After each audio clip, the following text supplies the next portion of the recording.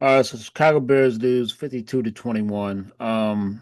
Very, very bad performance by the Chicago Bears. Um, Listen, I took the emotion out of the game before it even started, so I kind of knew it was going to happen. Um, I did predict the loss, and of course, the loss happened. I also predicted that Caleb Williams will be a bust, and he's living up to those expectations in week two. This is game 19 of the Caleb experience, and has been less than enthused by it. We've seen some flashes, but overall, the main issue with Caleb, as I stated before, is he lacks the alpha trait that every quarterback needs to be successful. He lacks that. And that is why he's not going to be successful as a quarterback. All of this leads to Ryan Poles. It's at the feet of Ryan Poles. 52-21 is at the feet of Ryan Poles. Um, I'm quite sure if you're a smart Bears fan, you would not even look at Ben Johnson. Um, I feel bad for Ben Johnson. I feel bad that number one, this is his first experience as a head coach. Um, I think Ben Johnson misevaluated Caleb before he took the job, and but I think I know Ben Johnson kind of feels he's not the guy, and he's just going to let this play out. And you're already seeing Tyson Bagent already. I mean, I know it's the end of the game. I know it's a blowout, but the fact that Tyson was even in the game, that that right there should be a red flag for Caleb. And I listen, any other coach might let the rookie or let the second year quarterback just play it out and let him learn from this, continue to learn and grow. But Ben Johnson said, no, you, he said, sit your ass out when you watch Tyson. This is this is a recipe for disaster. I mean, the game starts with weak leg, our kicker, kicking the ball out of bounds. And that gave Detroit great field position to start at the 40-yard line, to which they immediately scored. Um, this Ryan Poles, this is a lot of these guys on the field are his players. He hasn't produced any Pro Bowlers. None of them are Pro Bowlers. Everybody's drafted.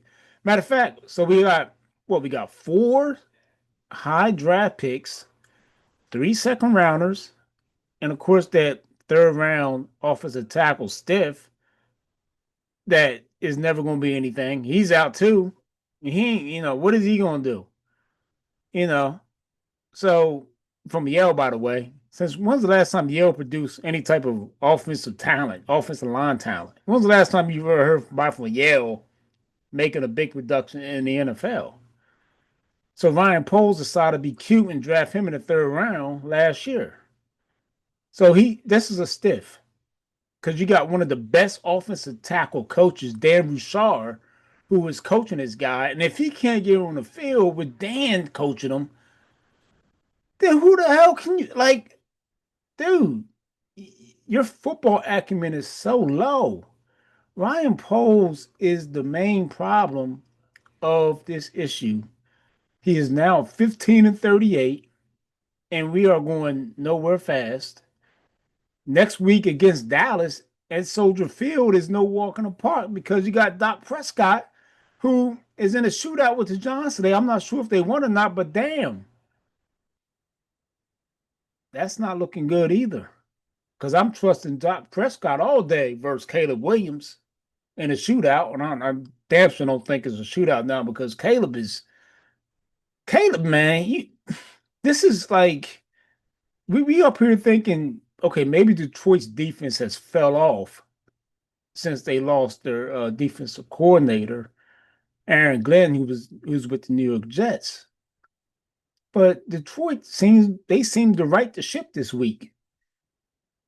Caleb Williams, this guy, I'm telling you, he is not the guy. Listen, you can take all the tape you want. You can watch all the film you want. You can go through all his mechanics. You can go through all that great footwork, or let's say the Patrick Mahomes, that type of pocket scrambling, whatever he does. You can look at all that. I measure the heart. What kind of heart does he have? That's what my eyes say. What type of heart does he have? Does he have any tenacity? Is he going to cuss out the offensive lineman when he has to and tell him, yo, enough of the false starts? Is he going to get in their ass? That's where a quarterback is really measured. And Caleb is not that type of personality trait. And that's where the good quarterbacks are measured. And unfortunately, we don't have that. So I just don't think this is gonna go anywhere. I really do think the Bears they're cooked. We're gonna finish in last place. And look, I know it's early in the season. I get that. I know miracles can happen. Ben Johnson could something, out of the blue can happen with Ben Johnson. Maybe he turns on a switch. Caleb starts to play like the guy we all know he is, and next thing you know, the Bears are won 8 straight. I just don't think it's going to happen. I mean, we all dream of that. We all think about that. We all say, "Wow, what if this happened, or what if that happens?" Caleb is not the answer, and this is a kid that's always been enabled as a coming up through youth camps and all the way through college. He's always been enabled. He's always had his hand held. He's always been. That's why you saw the video of him crying to his mom when things didn't go his way. This, this unfortunately, this is where this is the Bears draft pick. They fell in that trap. Ryan Poles fell in that trap. He got enamored by what he could do, and but he didn't measure the heart. He didn't measure if those those other traits that needs to stand out when you're measuring a quarterback. And this is where the Bears are cooked. So now we got a GM who just got an extension, by the way, Mr. 15 and 38. By the way, he also said he's going to take the NFC North and never give it back. So now he's 3 and 17, and you're talking about taking the NFC North. Can't even beat the Lions, can't beat the Vikings with a rookie quarterback. You got your draft picks, keep effing up. Stevenson getting burnt all day by somebody named Tesla. Who? Tesla? The Detroit wide receiver caught a nice sideline grab. Where's our guy at? Where's Burden? The guy you drafted in the second round. Burden, remember him? I ain't heard nothing from Luther. What about Loveland? Didn't we draft him number top 10? Where the hell was he at? 0 catches? What do you have? 0 catches today? Burden had 1 catch for 5 yards? Ryan Poles.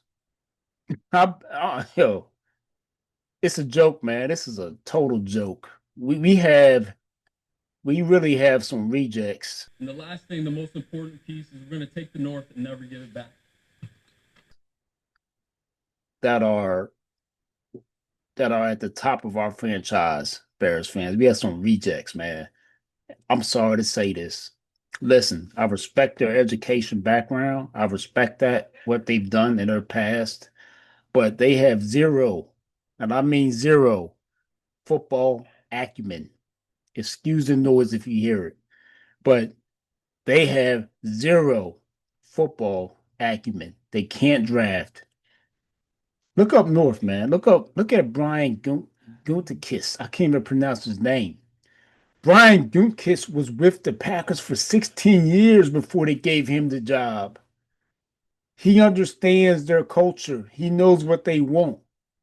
That is why Green Bay drafts so well. That is why Green Bay is always at the top, because their culture is always well established. They reward from within. That's what Green Bay does. The Bears, however, they reward for mediocrity. That's why Ryan Poles got an extension. They enable mediocrity.